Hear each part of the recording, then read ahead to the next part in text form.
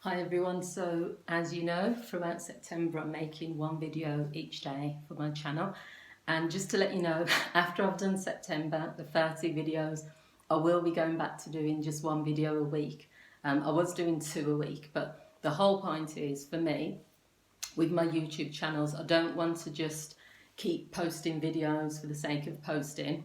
This is definitely a challenge, just posting one video a day throughout the whole of September. It has been hard going to think of titles and to film all the videos, but I do appreciate all of my subscribers, and that's why I've been doing it. So yeah, what I want to talk about in this video is 4 ways to rescue your relationship.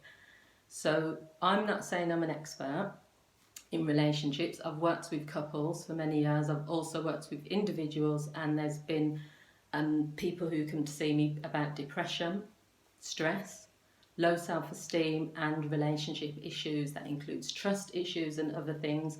So from my training, from my experience, from my working with couples, and also watching quite a lot of informative things, I come up with titles that I feel will be of benefit. So lots of people are struggling with their relationships, and they will get to a point where they need to make a decision. So that decision will be either they're going to fight for the relationship, they're going to walk away, or they're going to just give up. And you'd think that someone giving up means they're going to walk, but that's not the case. I'd say a lot of relationships where both parties feel that there's nothing there, they still don't kind of walk away from each other. And some of that is due to fear of, is there anything better out there, fear of being alone, fear of ending it and then regretting it. But there are a lot of unhappy couples that are just going along. They're not really in love with each other anymore. They're not really connected. Some of them are not even physically connected, but it's just safer, or it just feels comfortable to just stay with that person. And that's what I mean by giving up. You're not really in the relationship. So how can you rescue a relationship if you are just at that stage where there's something wrong and it needs fixing? The first thing is you need to consider, do I really want to be in this relationship? And if the answer is yes, then you need to commit. It's similar with anything in life, whether it's a job, whether it's moving abroad, whether it's a big decision you've got to make. You've got to commit 100%. You're going to have fears, you're going to have regrets, not regrets, but maybe doubts going back and forth. But if you're in a relationship and it is struggling, both of you are drowning or it's just not working, without commitment, you're not going to get very far, because all you're going to do is day by day just continue to be stuck where you are. So make a commitment. Say to yourself, I'm going to commit to the relationship. I'm going to commit to working on myself and looking at the things I can do to change things, but I'm also going to be committed to making this relationship work. You could even set yourself a deadline. I've talked about this in other videos, where you say, if by Christmas, or if in 6 months' time things are exactly the same, then I'm just going to walk away, or we're going to discuss, having a trial separation. But taking no action when you're in an unhappy relationship is probably the worst decision you can make, because neither of you are happy, and you're not getting anywhere because you're just stuck. So the second thing is to bring back the romance and the intimacy. You'd be amazed at how bringing back a little bit of romance, a little bit of intimacy can lift a relationship. I'm not saying it can save it, but if you're in a relationship where there is a lack of affection, if there's no intimacy, because what will happen is, if you're arguing all the time, or if you're just bickering and you just don't get on, or if you just have resentment, when you're just in a relationship where you're irritated by the person, everything they do bothers you, the way they eat, the way they roll over on the chair, the way they dress, and that all the things that you loved about the person in the beginning are starting to irritate you. What will happen then is you will lose the attraction towards that person. So intimacy is always the first thing to go. There won't be kisses, there won't be touching. Try and bring that back slowly. So what you can do is think of something your partner used to like when you first got together. Maybe they would like, every week you used to buy them flowers, or on a Friday night it used to be going out, date night, and then coming home and having sex, or whatever it is.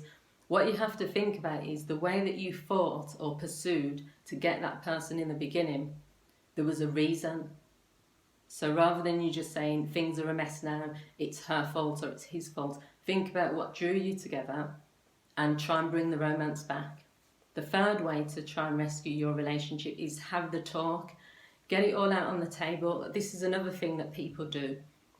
People are scared to have the full-on heart-to-heart with someone. You know, I've had to leave jobs where I've just been honest with my boss. I've said, you know what, I'm leaving, I've given a date. Sometimes I've given more time than needed, but I will never be someone that would leave a job, you know, in a cowardly way. All these things on YouTube where they're leaving post-it notes or where they're getting into an argument saying, I quit and that sort of thing.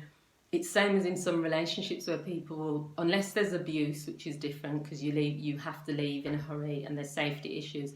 There are people that will just end a relationship by text, or they will just get up and leave.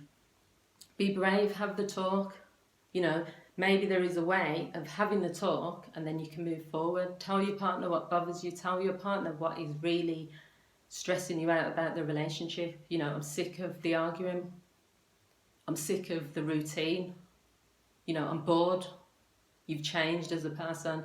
I want to do this and you're not in alignment with my dreams. Whatever it is, give that person a chance. I believe that if you care about someone, you should give them the chance to understand what it is that's bothering you, unless, as I've said, there's abuse and, you know, they don't deserve anything then. And the final thing is to leave the past behind. If you're in a relationship where you're continuously bringing up the past, you'll never move forward and it's going to be hard for you to save the relationship. If your relationship is already hanging on a thread because you are arguing, you're just not connecting, talking about what happened 2 years ago, 2 months ago, 3 weeks ago, how is that going to help? It's not going to help. And a good example is I'm watching a programme at the minute you've probably heard of, Married at First Sight. I'm watching the Australian version, and what's interesting is one of the participants, he cheated it was emotional cheating because he didn't actually have sex, but he, you know, spent a lot of time with the person. He said he was attracted to the person. He was thinking about leaving his wife for them.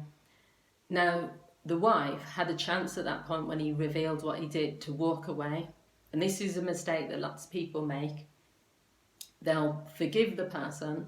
No one says you have to forget because you can't forget if someone's had an affair. But every single episode, near enough, I feel, at first I was like on her side and I was like, yes, he did something really wrong and he should suffer and all the rest of it. But literally for about 6 weeks, this person has done everything to try and make up for it. And even I'm starting to think, oh, he's a nice guy sort of thing. But she's still stuck in the 6 weeks ago, what happened? So every single episode, she's saying, how can I trust you? And he's saying, well, you know, I'm proving this to you. How do I know it's true? And he's saying, well, I'm doing all of these things. She's saying, how do I know it won't happen again? Why did you do it in the first place? And it's got to the point where if you're not content with the person, they can't replace the past. And it's not saying that it's okay for people to treat you badly, but you have to make that decision. If you're not happy with something that someone has done, if it's a deal breaker and it's something that has ruined the relationship, then just walk away. But if you continue to be in a relationship with someone and you constantly keep talking about the past, it's not going to work, because that person's going to just feel resentful. They're going to think, no matter what I do for the next 10 years, she's only going to remember what I did 10 years ago. And you as a person having to live in the past instead of focusing on the future and the present, it's not healthy for you either. So I'm not saying it's easy to just say, this person has done all of these things to me, they're unforgivable, I have to talk about the past. Because I think as a counsellor, we would encourage people to explore the past, but we do it in a way where you work through what's happened, you explore it, and then you move forward in the present moment. If your relationship is going along fantastically in the present moment, you're connecting, the sex is good, you're getting on better than you ever did, it's funny, you're having fun together, everything's fine. I think sometimes there's a little trigger that just pops up and it's like, right, this is too good to be true, I'm going to mention what happened 3 weeks ago. And it's like a balloon, you're just deflating the whole situation. Concentrate, if you can, on the present, or decide that it was too much what has happened in the past and walk away. It's up to you, you've got that choice.